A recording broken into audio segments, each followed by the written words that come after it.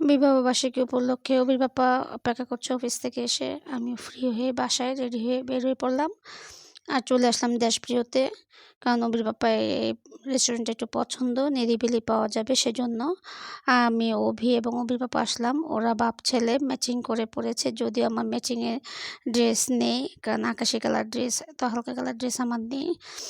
অপেক্ষা করছি যে মেনু আসবে। মেনু আসার পরে ছেলে তার পছন্দ অনুযায়ী খাবার অর্ডার করবে।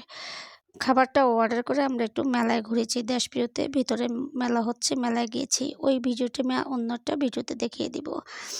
এই যে দেখো সে মেনু দেখছে, কারণ সে খাওয়া-দাওয়ার রেস্ট্রিকশন আছে। সে বেছে, বেছে খায়। আমি অভির পাপা খেলাম ফ্রাইড রাইস, চিকেন, সবজি। ও খেলো রুটি এবং কি বলে পোড়া মুরগি বলে।